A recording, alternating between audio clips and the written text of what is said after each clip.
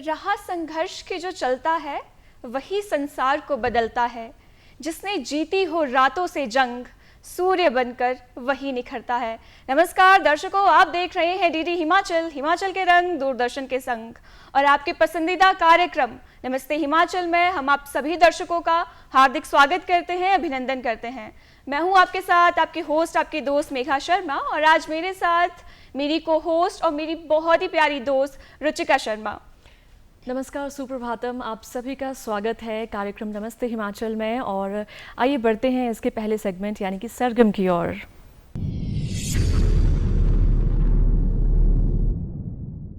और सरगम में आज हमारे साथ खास मेहमान मौजूद हैं। और मेघा, अगर हम इनकी बात करें तो अक्सर जब हम कोई गीत सुनते हैं ना, तो उस गीत के अंत में हम ज़रूर ये ध्यान देते हैं कि उसका गीतकार कौन है, संगीतकार कौन है, और अक्सर हम देखते हैं कि उनके नाम अलग अलग रहते हैं। लेकिन आज जो खास उभरती कलाकार हमारे साथ मौजूद हैं, उनके बारे में कहा जाए कि वो अपने गाने भी खुद लिखती हैं और उसकी गीतकार भी खुद होती हैं, प्रोड्यूसर भी खुद होती है, मिक्सिंग भी खुद करती है। जी हाँ, आज हमारे साथ खास उभरती कलाकार मौजूद है जो कि बहुत वर्सेटाइल है, महिमा ठाकुर जी। स्वागत है मैम आपका। बहुत बहुत धन्यवाद आपका मैम। तो सबसे पहले मैं डीडी हिमाचल का बहुत बहुत धन्यवाद करूंगी जिन्होंने मुझे एक मौका दिया खुद को आप सभी के सामने रखने का। आप हमारे दर्शकों को बताएं कि आप एक छोटी सी उम्र में एक सिंगर है, प्रोड्यूसर है, लेकिन आपके अगर बचपन की बात करें तो आपका बचपन कैसे बीता, आपके फैमिली में कौन कौन है और आपकी स्कूलिंग कहाँ से हुई है, हमारे दर्शकों को ज़रूर इसके बारे में बताएं। ओके, तो अगर मैं स्टार्टिंग से बात करूं तो मेरे घर, मैं जॉइंट फैमिली से बिलोंग करती हूँ। मेरे घर पे जो है मेरे दादा दादी, मेरे पेरेंट्स, मेरे चाचू चाची सब है मेरे। और अगर मैं स्कूलिंग की बात करूँ, मेरी नवोदय से मेरी स्कूलिंग हुई है। और संगीत की बात करूँ तो ये मुझे बचपन से ही शौक़ था, लेकिन मैंने इसको एज अ मैं करियर लेके चलूँगी ये नहीं मैंने बचपन में सोचा था। ये जो है मैंने 8th क्लास में सोच लिया फिर कि मुझे इसी में ही करना, मुझे अपना एक प्रोडक्शन हाउस ओपन करना है। तो फिर वहीं से ही आगे मेरा सारा शुरू हुआ। जी, जैसे कि मेघा हमारे सामने एक बहुत प्रतिभाशाली जो है गायक, गीतकार या फिर कहे प्रोड्यूसर मौजूद है। तो मेघा जी जिनसे जानते हैं कि आपको महक जी, मुस्कान जी, आप महिमा जी कहीं ना कहीं आपको जाना जाता है आपकी प्रोड्यूसिंग के लिए। तो आपके जहन में ये ख्याल कहाँ से आया? क्योंकि हम देखते हैं कहीं ना कहीं ये बहुत बड़ा कार्य रहता है और आप मात्र 22 वर्ष की हैं।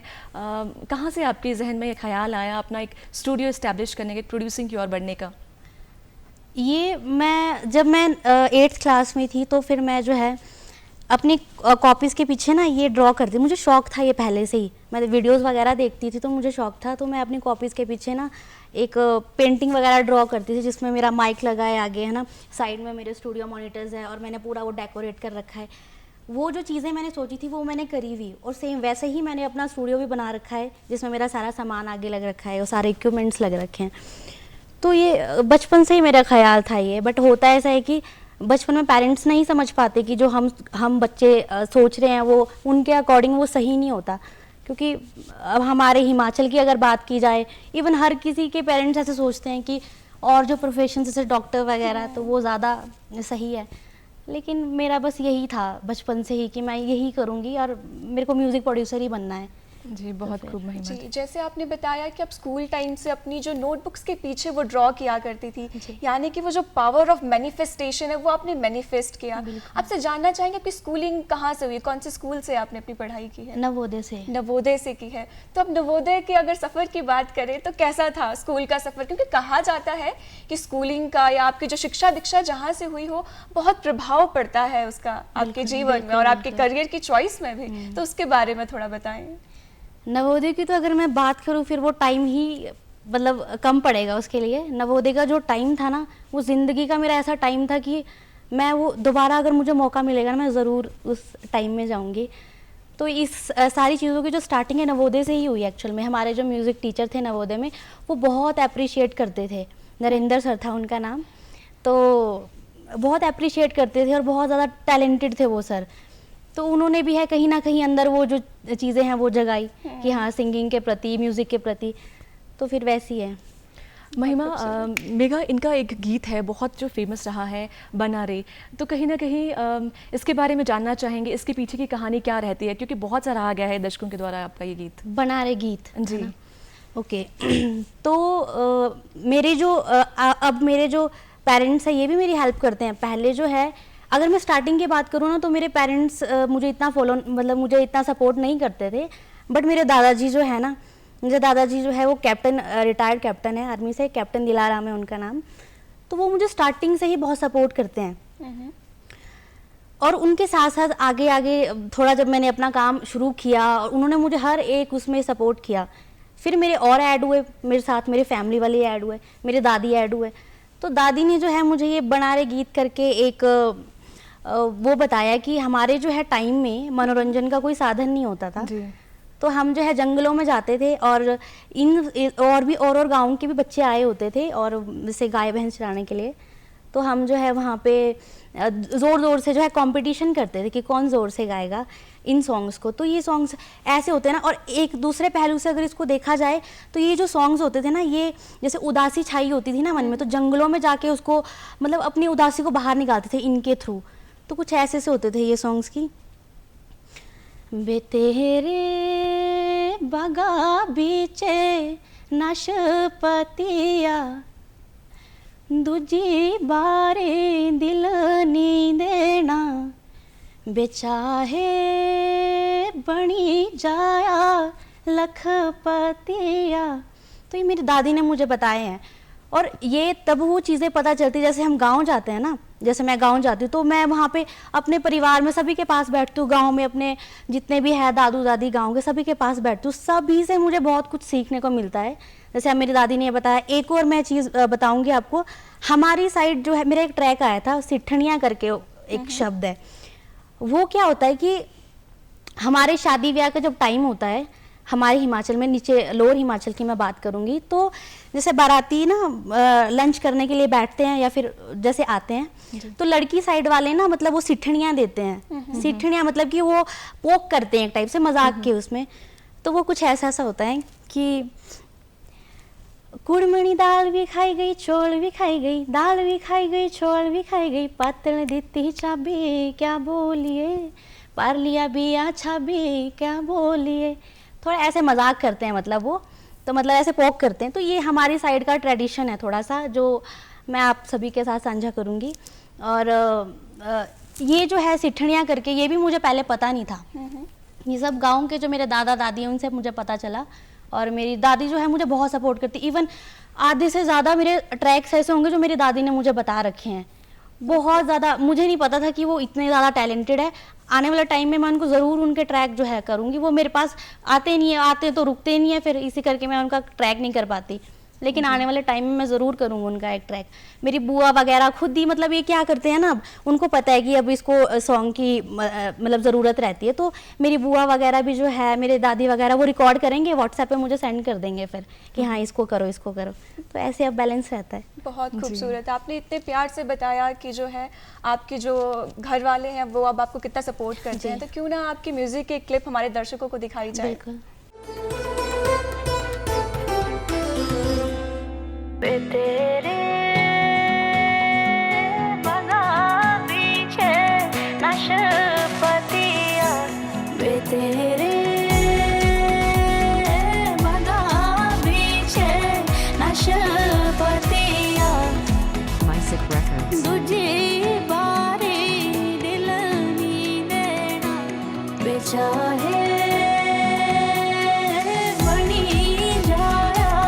लखपतिया, तेरे बगा पीछे नाशपतिया, तेरे बगा पीछे नाशपतिया, हरी कुकड़ी के गुण गोडी का, हरी कुकड़ी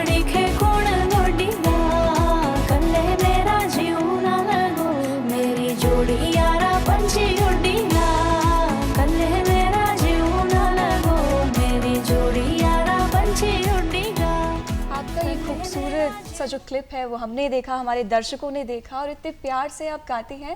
अभी आप अपने नवोदय स्कूल के बारे में बता रही थी कि आपके टीचर ने आपको बहुत ज़्यादा सपोर्ट किया, आपके दादा, आपकी दादी बहुत ज़्यादा आपकी हेल्प करती है।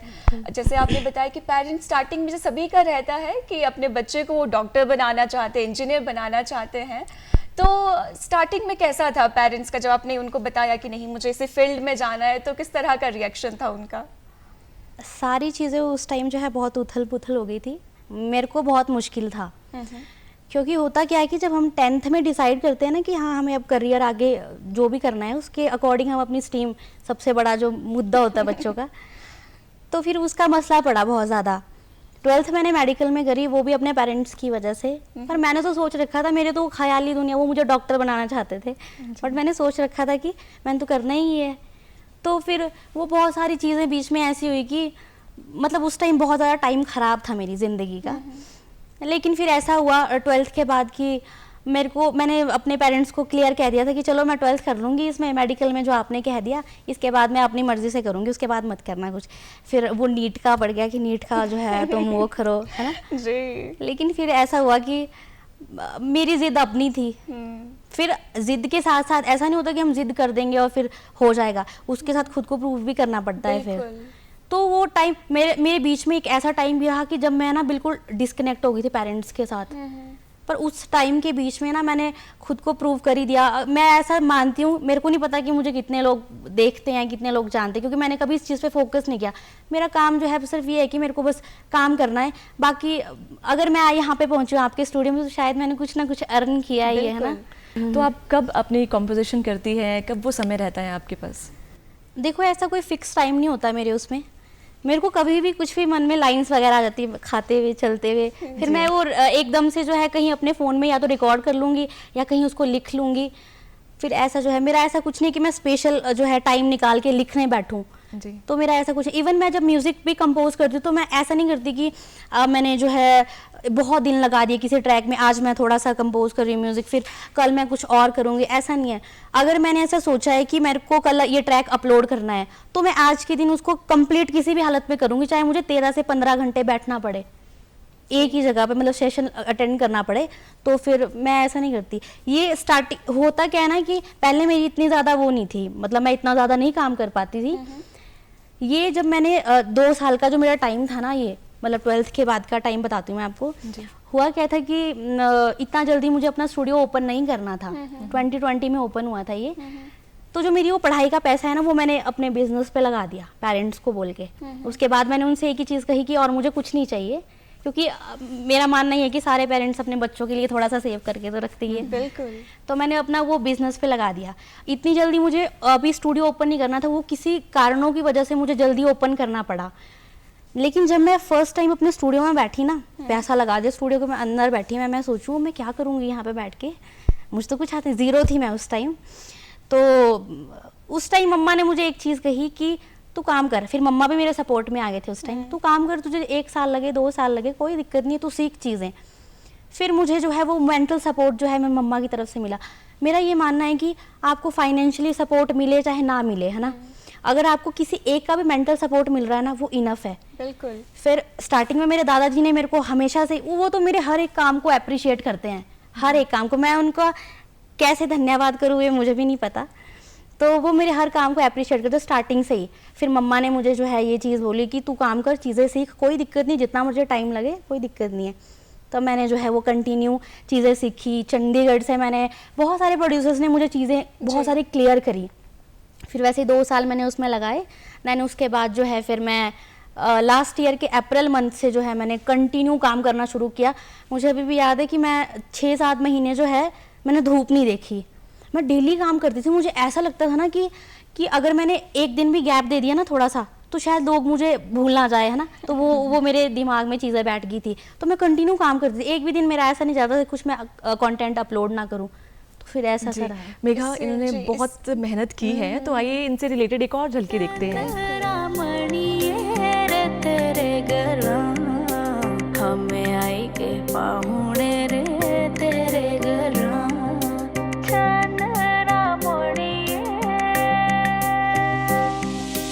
चंद्रा मणिये रे तेरे घरा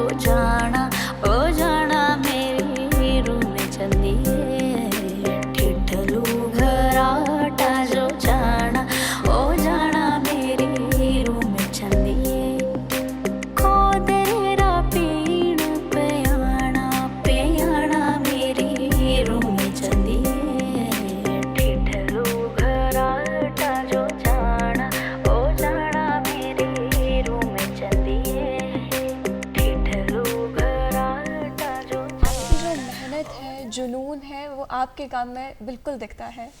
जैसे आपने बताया कि स्टार्टिंग में पेरेंट्स का सपोर्ट नहीं था, कुछ टाइम के लिए आप थोड़ा सा उनसे अलग भी हो गई थी। तो अक्सर पेरेंट्स भी अपने बच्चों के लिए अच्छा ही चाहता है, वो चाहता है कि उसके बच्चे का जो भविष्य है वो सिक्योर रहे, तो वो डरता है। और एक टाइम बाद जब आप अभी कहती हैं कि मम्मा का जो वो मेंटल सपोर्ट है, इमोशनल सपोर्ट है, वो आपको उनसे मिलता है। बिल्कुल। तो अब जब अपने गांव जाती है तो किस तरह का वो रुख होता है अब गांव वालों का? पेरेंट्स अब तो काफ़ी प्राउड होते होंगे, दादा दादी सब आप पे नाज करते होंगे, तो उसके बारे में बताएं कि जब गांव जाती हो कैसा एक्सपीरियंस रहता है आपका? गांव जाती हूँ तो मुझे गांव के दादा दादी ऐसे कहते हैं कि इसने तो अपनी दादी भी फेमस कर दी, मतलब ऐसा कहते हैं, क्योंकि उन्होंने मुझे बहुत सपोर्ट किया और मैं हर एक ट्रैक में अपने दादी को जो है क्रेडिट ज़रूर देती हूँ। मैं बस ऐसा है कि क्योंकि वो जो है कुछ कंपोजिशन उन्होंने खुद भी बना रखी है, तो मैं ऐसा मैं से नीचे उनको डिस्क्रिप्शन में हमेशा ही क्रेडिट देती हूँ कि वो अपनी कला को मेरे द्वारा जो है आप लोगों के सामने रख रहे हैं, तो इसमें मेरा कुछ नहीं है, मेरे दादी का ये जो भी सब कुछ उन्होंने जो ये तर्ज है ना, ये जो पहाड़ी हमारी फोक तर्ज है ना, ये जो मैंने आपको बना रहे गीत कहा था, ये बहुत मुश्किल है, मैं भी ढंग से नहीं गा पाती। इवन मैं सिंगर नहीं हूँ, मैं म्यूज़िक प्रोड्यूसर हूँ, आपको मैं बता दूँ।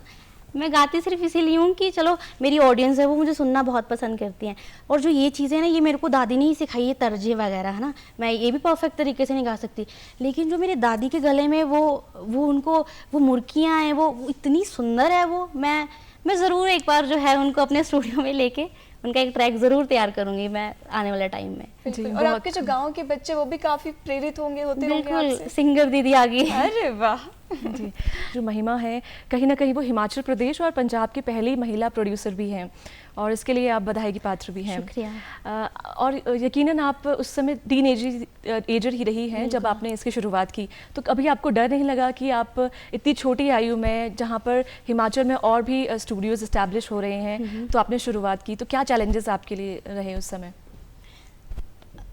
डर तो मैं किसी से नहीं डरती। जी, डरती हूँ तो सिर्फ मैं भगवान से डरती हूँ कि मेरे हाथों से कभी वैसा काम ना, मैं बहुत स्पिरिचुअल टाइप की इंसान हूँ, मेरे हाथों से कुछ ऐसा काम ना हो कि किसी को दुख पहुँचे, है ना, ज़ुबान से कुछ ऐसा शब्द ना निकले किसी को दुख पहुँचे। बाकी अगर रही बात मेरे प्रोफेशन की, जब सोचा ही ये था, इसके अलावा कोई ऑप्शन ही नहीं था मेरे पास मेरी ज़िंदगी में। अब देखो 13 घंटे का मैं सेशन लगा लेती हूँ अपने स्टूडियो में बैठे बैठे, अब फोर्सफुली अगर मेरे को चलो मैं डॉक्टर भी बन जाती, 13 घंटे में बैठ पाती? बिल्कुल भी नहीं। तो वही चीज़ें, शौक सारी चीज़ें करवा देता है, शौक ही 13 घंटे भी बिठाता है, 15 घंटे भी बिठा देता है एक ही जगह पे। तो फिर ऐसी बात है, मैंने कभी नहीं सोचा ऐसा कि हाँ मुझे कुछ और भी करना चाहिए। मैंने ये सोचा, क्योंकि फिर मुझे जब सपोर्ट मिला ना अपने पेरेंट्स की तरफ से, फिर मैंने डबल जो है टाइम कर दिया अपना, कोई बात नहीं हो जाएगा। मैं सच बताऊँ आपको, स्टार्टिंग में मुझे जो है इतने सारे लोग मिले, मैं ऐसे नहीं बताऊँगी कि पॉजिटिव ही हुआ सब कुछ, इतने सारे नेगेटिव लोग मिले, उनके साथ कैसे मैंने डील करा वो मुझे ही पता है। वो जो मेंटल ब्रेकडाउन होता था ना रात के टाइम में, वो उनसे मैं कैसे डील करती थी वो भी मुझे पता है। फिर कोई साथ नहीं होता, पेरेंट्स को क्या है ना, वो मेरे काम को नहीं समझते, बट उनको इतना पता है कि हाँ इसका स्टूडियो है, ये उनको ये नहीं पता एक्चुअल में अंदर होता क्या है। एक ट्रैक के पीछे कितनी सारी मेहनत होती है। सबसे पहले हम जो है एक एक्चुअल प्रोडक्शन हाउस की अगर बात करें तो उसमें कितने सारे आर्टिस्ट लोग ऐड होते हैं। सबसे पहले राइटर होंगे, ठीक है, फिर कंपोजर होंगे, म्यूजिक डायरेक्टर होंगे, म्यूजिक प्रोड्यूसर होंगे, फिर रिकॉर्डिस्ट होगा, एक मिक्सिंग मास्टरिंग वाला इंजीनियर होगा। तो इतनी सारी चीज़ें मैं खुद ही अब वो करती हूँ। इवन जो आप ये वीडियो देखी आपने अभी, इसमें जो है मैं ये अपना खुद ये वीडियो शूट करके खुद ही एडिट करके वो अपलोड करती हूँ। तो और बीच में ऐसे 1-2 प्रोजेक्ट मेरे ऐसे जिसमें मेरे भाई ने जो है, प्रशांत है मेरे भाई का नाम, उसने डायरेक्ट कर रखी है मेरी वीडियोस। वो मेरे से छोटा है अभी, और उसने मेरी वीडियोस कुछ डायरेक्ट कर रखी हैं। तो ऐसे ही अब चलता रहता है, मतलब ऐसे। इतनी छोटी सी उम्र में जो है आप बुलंदियां हासिल कर रही है, उभरती कलाकार हैं आप हमारी।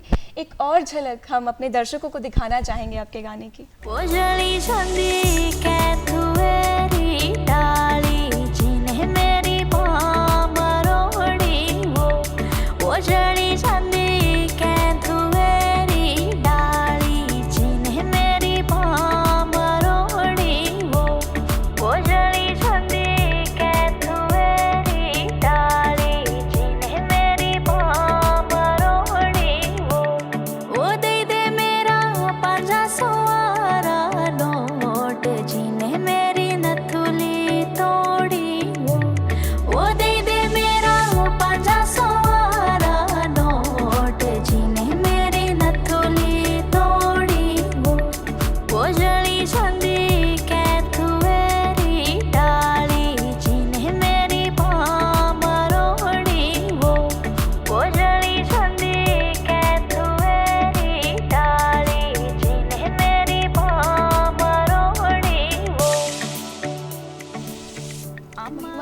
छोटी सी उम्र है, 22 साल की उम्र, और आप म्यूज़िक प्रोड्यूसर हैं। कैसे सीखा आपने ये सारा काम? क्योंकि जब एक प्रोड्यूसर होता है, प्रोडक्शन का काम होता है, उसमें बहुत सी चीज़ें सीखनी पड़ती है और आप अकेले सारी चीज़ें आप हैंडल करती है, तो कैसे आपने वो सारा काम सीखा? स्टार्टिंग से अगर बात करूं मैं, तो मैंने आपको बताया कि मैं ज़ीरो थी। फर्स्ट दिन जब मैं स्टूडियो में बैठी थी तो मैं ज़ीरो थी, कुछ नहीं आता था। मैं तो सोच के परेशान हो गई, मैंने पैसा लगा दिया स्टूडियो के ऊपर, मैं करूँगी क्या। बट धीरे धीरे जो है ना, कहते हैं भगवान रास्ता बनाता रहता है। बिल्कुल। तो कुछ लोग मेरे साथ उस टाइम ऐसे ऐड हुए जिन्होंने मेरी बहुत हेल्प करी। मैं आपको बता रही चंडीगढ़ से, और कुछ प्रोड्यूसर भी ऐसे थे जो मेरे स्टूडियो में आके मुझे चीज़ें सिखाई, जिन्होंने, है ना, कुछ मैंने कोर्सेज़ लिए ऑनलाइन। तो ऐसे कर करके मैंने अपना जो है टाइम, फिर देखो थियोरेटिकली हम चीज़ें सीखते वो अलग होती, प्रैक्टिकली उनके साथ डील करना वो ज़मीन आसमान का फ़र्क होता है। तो प्रैक्टिकली मैंने 2 साल दिए अपने प्रोडक्शन हाउस में, अपने कान परफेक्ट किए, सब कुछ अपने मॉनिटर्स के साथ काम किया, मतलब ऑडियो मॉनिटर्स के साथ काम किया। तो फिर मेघा, महिमा पहाड़ी गाने तो गाती ही हैं, साथ में आप नेपाली और उत्तराखंडी गीत भी आप बहुत बखूबी गाती हैं। तो ज़रूर एक गीत आपसे सुनना चाहेंगे, आपकी पसंद का कोई भी। नेपाली जी। ओके, 4 लाइनें सुनाऊंगी। फुल बुट्टे साडी सपा कपारी पछ्याउरी मलमल को, काउसीमा बासी तिमीलाई हिर्दा मन मेरो हलचल भो। महिमा जिस अंदाज से गाने पेश करती है, मतलब बच्चे से लेके जो वयस्क है, बूढ़े लोग हैं, वो भी पसंद करते हैं।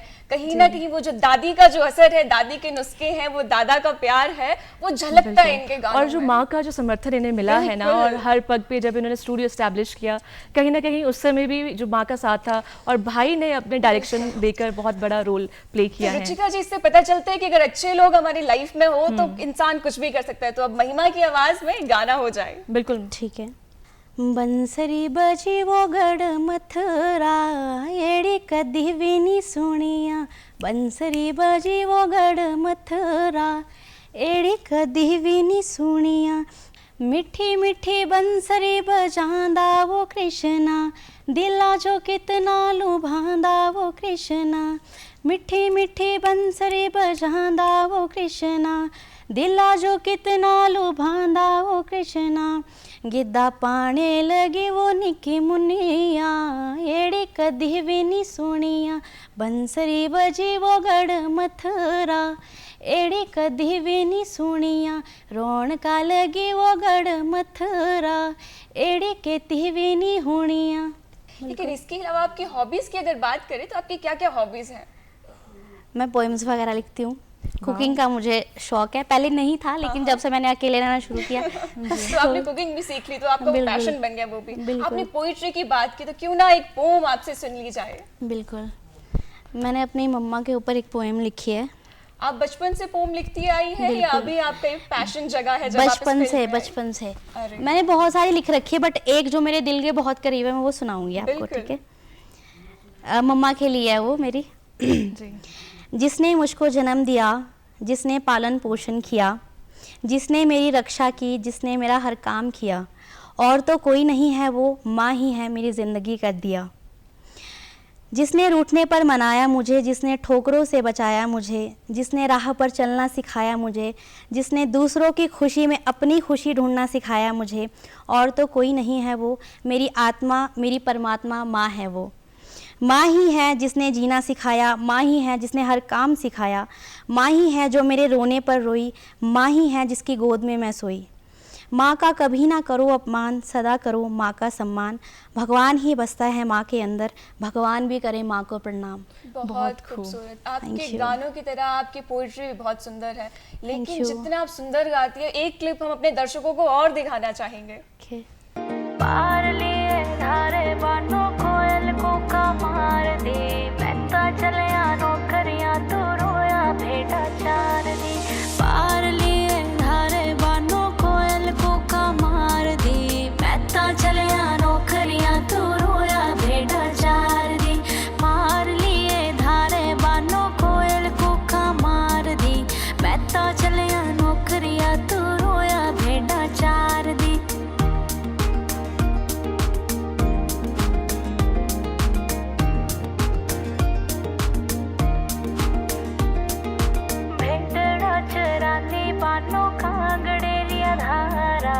छैल नी लगदा तेरा रूप कुंवारा भेंडड़ा चरानी बानो कांगड़े रिया धारा छैल नी लगदा तेरा रूप कुंवारा भेंडड़ा चरानी बानो कांगड़े रिया धारा छैल नी लगदा तेरा रूप कुंवारा पार लिए धारे बानो कोयल कूका मार दे मैं चलिया नौकरियां तू रोया भेड़ा चार दी पार लिए धारे बानो कोयल कूका मार दे मैं चलिया नौकरियां तू रोया भेड़ा चार दी। मेघा, कहीं ना कहीं इन क्लिपिंग को देख के ना हमें याद आ रही थी जब कोई भी गीत बजते हैं तो झूम उठते हैं, और कहीं ना कहीं महिमा इन क्लिपिंग्स में आप बहुत झूमती हुई, चहकती हुई और गीत गाती हुई नज़र आ रही थी। तो आपसे जानना चाहेंगे, एक गीत को कंपोज करने के लिए या फिर गुनगुनाने गाने के लिए कितना समय आप एक दिन में आप कितना जो है कार्य करती हैं? एट प्रेजेंट मैं एक दिन में 2 ऑडियो क्लिप तैयार कर देती हूँ अपनी इजीली, क्योंकि मैंने वो 2 साल में अपनी स्पीड भी बहुत तेज कर दी है अपने काम के रिगार्डिंग। तो अब मैं, पहले ऐसा होता था कि मैं एक ट्रैक पे महीना दे देती थी, है ना। अब मेरा ऐसा हो गया कि अगर मैंने जैसे अभी जन्माष्टमी का था, जन्माष्टमी का ट्रैक मैंने 3 दिन पहले शुरू किया है करना, उसके पहले मैंने कुछ नहीं कर रखा था। तो फिर क्योंकि मैं अपने गाँव में थी उस टाइम, तो जब मैं स्टूडियो आई फिर मैंने 3 दिन पहले अपना ट्रैक करना शुरू किया। उसके बीच में ही मैंने एक दिन अपना पूरा म्यूज़िक कंपोजिशन में कर दिया, उसके नेक्स्ट डे मैंने अपनी डबिंग करी, थर्ड डे मैंने मिक्सिंग मास्टरिंग करी, तो मेरा एक ट्रैक तैयार हो गया एक ओकेज़न के लिए। अगर मैं ऐसे सोचूं कि मैंने एक ट्रैक करना है, उसको मैं ऐसे सोचूंगी थोड़े से दिन बाद इसको करूंगी मैं, तो फिर वो ना कहीं वो 6-7 महीने बाद वो ट्रैक खुलेगा फिर। तो ऐसा है कि जो मैं नज़दीक कोई किसी ओकेज़न की नज़दीक वो ट्रैक अब तैयार करती हूँ, तो एक दिन में अब मैं 2 ट्रैक इजीली तैयार कर लेती हूँ अपने ऑडियो ट्रैक्स। बहुत खूबसूरत। महिमा, आपकी आवाज़ में जो भी हमने पहाड़ी गाने सुने हैं या जो हमने क्लिप्स देखी है, आपका एक अलग अंदाज है, आप वो अपने वो एलिमेंट लेके आती है, तो वो इंस्पिरेशन आपको कहाँ से मिली? दादू दादी बड़ा सपोर्ट किया जी। महिमा, जैसे हम देखते हैं कि जो कलाकार है उनके लिए स्टेज परफॉर्मेंस या लाइव परफॉर्मेंस बहुत महत्व रखती है, और हम देखते हैं कि अभी तक आपने सोलो परफॉर्मेंस अपनी रिकॉर्डिंग में देखी है आपकी। आप भविष्य में क्या आप डुएट भी करेंगी या फिर कोई आपके प्रोजेक्ट्स जो हैं इस तरह के रहने वाले हैं? और जानना चाहेंगे कि जब आपने पहले अपनी रिकॉर्डिंग की थी तो उसके पीछे की क्या कहानी रही? जब आपने कोई गीत लिखा होगा तो कितना समय उस समय आपको लगा? ओके, तो पहले बात करेंगे कोलैबोरेशन की। ज़रूर मेरा जो है अभी आएगा ट्रैक जिसमें जो है मैं मेल सिंगर के साथ कोलैब करूँगी, ज़रूर आएगा। बाकी स्टेज की और अपनी रिकॉर्डिंग स्टूडियो की अगर मैं बात करूँ उसकी सॉन्ग की, तो बहुत इसमें ज़मीन आसमान का फ़र्क है। जब हम स्टेज पे परफॉर्म करते हैं ना, तो हमें एक एनर्जी, और हमारे जो बैंड होता है हमारे साथ, उसके साथ हमारी प्रैक्टिस बहुत ज़रूरी है। तो अभी तक मैंने वैसे कोई स्टेज का शो नहीं किया क्योंकि मेरी प्रैक्टिस ही नहीं है। मैं खुद कहती हूँ अभी मेरे परफेक्ट नहीं मैं सिंगिंग में ज़ीरो हूँ, मैं कुछ भी नहीं हूँ। अभी बड़े बड़े आर्टिस्ट लोग कहते हैं कि अभी हमारा स नहीं लगा, पूरी ज़िंदगी उन्होंने जिस म्यूज़िक को दे दी, फिर भी वो ये कह रहे कि हमारा स परफेक्ट नहीं लगा। तो मैं तो कुछ भी नहीं हूँ, मैं ज़ीरो हूँ। तो अगर मैं स्टूडियो की बात करूँ तो स्टूडियो में और क्या बोलते हैं स्टेज की जो परफॉर्मेंस होती है उसमें जो है ज़मीन आसमान का फ़र्क है। हम स्टूडियो में तो रीटेक ले हम बिल्कुल परफेक्ट कर देते हैं, बट हम स्टेज पे थोड़ा ले सकते हैं रीटेक। ऐसी बहुत यथार्थ बात आपने की है महिमा। और मेघा, ज़रूर आपसे आपकी पसंदीदा, आपने हाल ही में जो आपको गीत आपके दिल में अभी गुनगुना रहे हैं आप, तो वो आप ज़रूर दर्शकों के लिए प्रेजेंट करें। बिल्कुल बिल्कुल बिल्कुल, क्योंकि हम सभी का कोई ना कोई फेवरेट सॉन्ग होता है, तो हमारे सिंगर का भी कोई ना कोई फेवरेट सॉन्ग होता होगा। तो आपका फेवरेट सॉन्ग हम सुनना चाहेंगे जो आपको बेहद पसंद हो। ठीक है, तो ये मैंने खुद ही लिखा है कुछ लाइनें। आज मिलना ते फिर आई जावे, कल पता दिखना के नहीं दिखना। आज मिलना ते फिर आई जावे, कल पता दिखना के नहीं दिखना। रोग बुरा लगा वो इश्क़ दा, रोग बुरा लगा वो इश्क़ दा। एक बारी सूरत दिखाई जावे, कल पता दिखना के नहीं दिखना। एबे नी छूटना तेरा साथ रे, एबे नी छूटना तेरा साथ रे एक बारी गले लगाई जावे, कल पता दिखना के नहीं दिखना। बहुत महिमा, खूब। इसके अलावा आपने असमी भाषा में भी एक गाना गाया है, हमने आपकी बिल्कुल, क्लिप्स बिल्कुल। देखी है सोशल मीडिया पे, तो वो गाना भी हम जरूर अपने दर्शकों को सुनाना चाहेंगे। ठीक है, गाती हूँ, 4 लाइनें गाती हूँ जरा। बिल्कुल। ফুল ফুলিছে বসন্তৰ তুমি জন্মনি বহাগৰ প্ৰীতি তু বহাগতে এহে মৰম জসু তোমাক কৰ। बेहद खूबसूरत। Thank you. जी कहीं ना कहीं मेघा बहुत मिठास है, खनक है इनकी आवाज़ में, और ये उभरती कलाकार हैं, हम दर्शकों को ज़रूर बताना चाहेंगे। तो महिमा, जब आपने पहला जो गीत आपने लिखा था तो ज़रूर जानना चाहेंगे कि उसके पीछे की क्या कहानी रही। फर्स्ट टाइम तो देखो मैंने स्टार्टिंग में रिक्रिएशंस ही की ज़्यादा, तो जी। ठीक है, और जो मैंने लिखा था वो अखियाँ करके एक ट्रैक था, वो पंजाबी था जी। तो उसमें मैं क्या करती हूँ कि पहले मैं बहुत बार ऐसा होता है मेरे साथ कि मैं पहले लिखा नहीं होता मैंने कुछ भी, मैंने म्यूज़िक बनाया होता है जी। म्यूज़िक बना के रखा होता, फिर उसके ऊपर मैं अपना स्टार्ट करती हूँ लिखना भी और सब कुछ, है ना। वो और ऐसा भी नहीं है कुछ कि मैं कॉपी पेन लेके लिखने लग पड़ूँ, वो रैंडमली दिमाग में कुछ आ जाता है। जैसे स्टार्टिंग में मैंने एक ट्रैक किया था जो मेरा अपना था पंजाबी, अखियां नू अखियां च रह लैण दे कहंदियां ने कुछ कह लैण दे, कुछ ऐसा सा था वो ट्रैक। तो फिर ये रैंडमली दिमाग में ये लाइंस आ गई मेरे, जो मैंने म्यूज़िक क्रिएट कर रखा था उसके ऊपर जो है ऐसा। यानी आपने पंजाबी जो गीत है उससे शुरुआत की और फिर धीरे धीरे आप कहीं ना कहीं दादी माँ से इन्फ्लुएंस होकर आप हिमाचली फोक की और आपका इन्फ्लुएंस रहा। बिल्कुल। और जैसे कि आप अभी हाल ही में आप अभी अपनी शिक्षा भी ले रही है संगीत में, बिल्कुल, अगर हम बिल्कुल, तो किस तरह की आप शिक्षा ले रही हैं और कैसा आपका एक्सपीरियंस चल रहा है? ठीक है, साइड बाय साइड जो है मैं अपना हिंदुस्तानी म्यूज़िक में स्टडीज़ भी कर रही हूँ, अपना प्रोडक्शन हाउस भी हैंडल किया हुआ है खुद ही। तो फिर और ये मैं बताऊंगी आपको कि मैं जो मेरी नानी का घर है ना, और मैं बचपन में ना अपनी नानी के पास ही रहती थी, पता है। अच्छा। तो कुछ टाइम मेरी नानी के पास ही, स्टार्टिंग के जो मेरे पैदा होने के बाद के कुछ साल थे मैं अपने नानी के पास रहती। तो मेरी पंजाबी जो है वो स्लैंग थी मेरी पहले। मम्मा मेरे दून साइड से, या नीचे कालका और ब्रोटीवाला के बीच में एक जगह है, वहाँ से है। पापा मेरे पहाड़ से ही है, मतलब कह सकते हैं कि हमारे पहाड़ी बोलते हैं पापा साइड में, नानी साइड में पंजाबी बोलते हैं। तो फिर मेरी वो पंजाबी थी पहले, तो ज़्यादा उसकी तरफ था मेरा रुझान।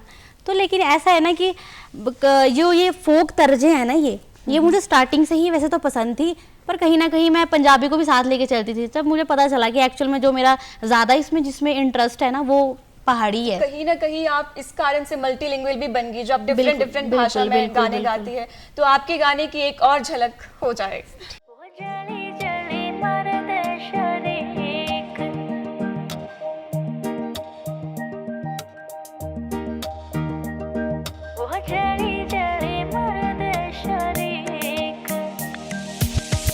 पारले बाजारे कड़ी मेरी बेसर, पारले बाजारे कड़ी मेरी बेसर, कड़ती लाई बरीक मैं वो किया पहननी वो जड़ी जड़ी मर्द शरीक, मैं वो किया पहननी वो जड़ी जड़ी मर्द शरीक, वो जड़ी जड़ी मर्द शरीक, मैं वो किया पहननी वो जड़ी जड़ी मर्द शरीक।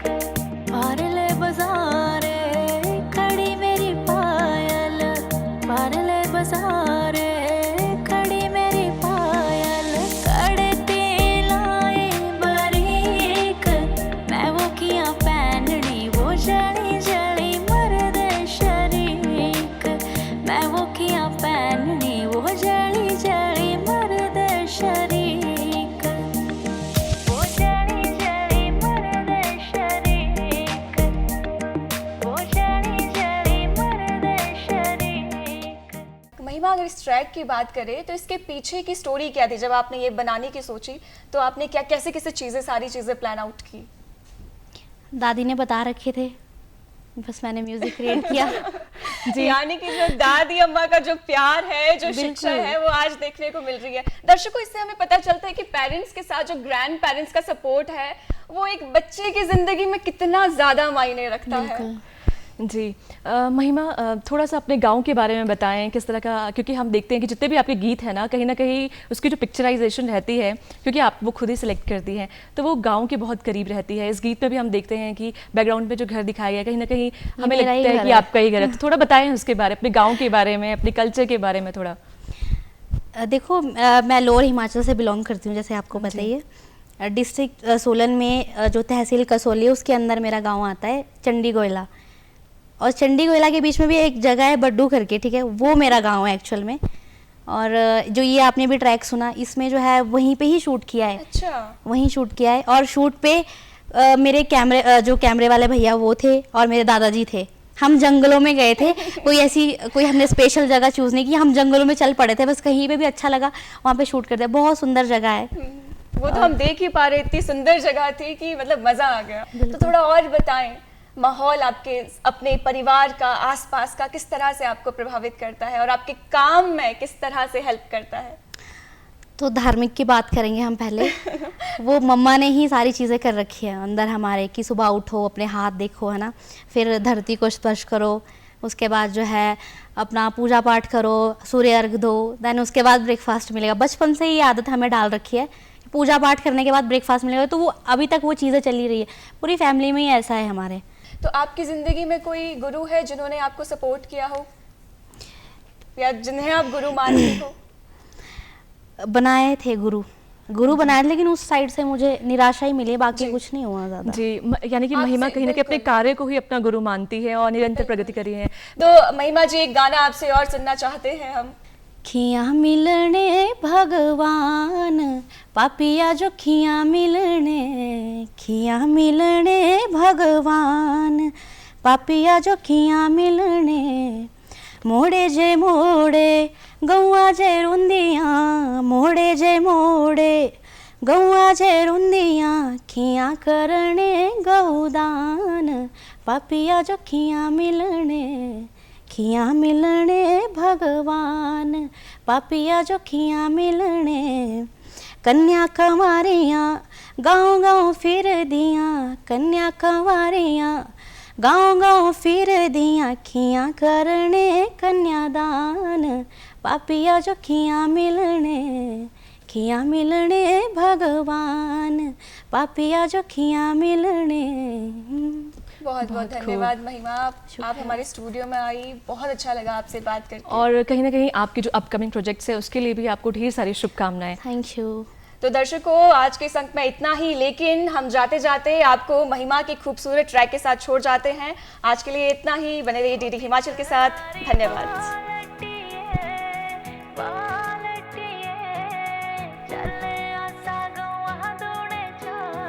ओ पित्तलारी